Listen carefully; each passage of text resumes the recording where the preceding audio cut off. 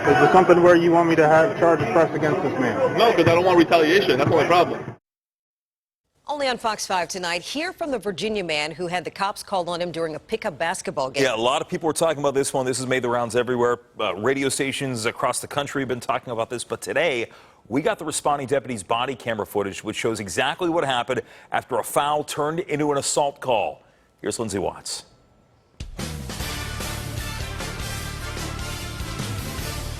It's not exactly an epic arena.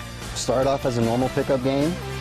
But this week, LA Fitness in Sterling hosted the most talked about basketball game in Loudoun County history. Some people take the game a little bit more serious when you're playing pickup basketball. Brandon Brazelton has played for years. Played a little bit of college basketball. But this was the first and only time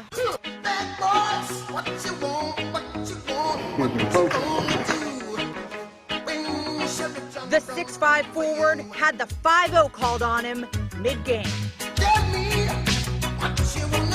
We just got the body camera footage from the Loudoun County Sheriff's Office. Brazelton says the guy who was guarding him decided to call the cops after a fairly standard offensive move. I literally just put my arm like this across his chest, and I opened up, and he just fell back. And he went down. And he went down. He gave the play-by-play to the deputy. All I did was make a basketball play into him like this, and show him like that. That's all I did. If he wants to cry about that, that's a basketball. It's part of basketball. Brandon, you know you didn't do that. Admit what you did. No, that's all I did. What about the replay? You guys have security cameras in there? Nah, not in there. Okay, so no replay. The deputy turned referee made the final call. Sounds to me like some normal basketball. They decided to settle outside of court. Do you want a police report filed for this particular incident?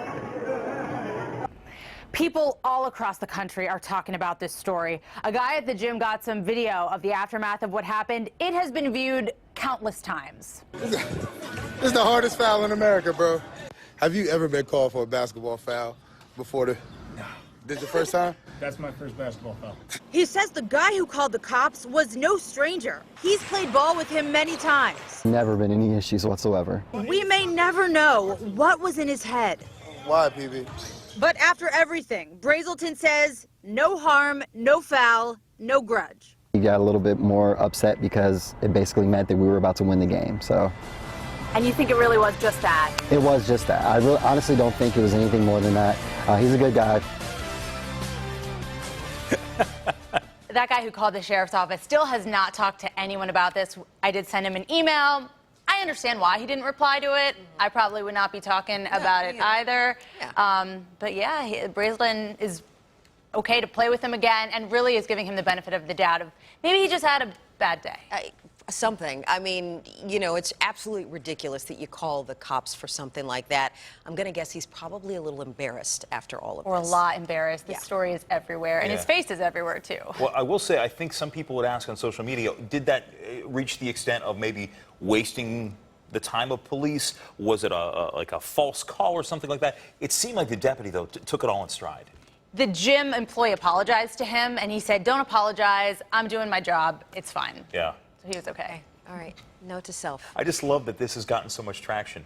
Yeah. It's just everybody's talking about it because we all play basketball or some sort of some type. It's pretty funny. Yeah. Thanks, Lindsay.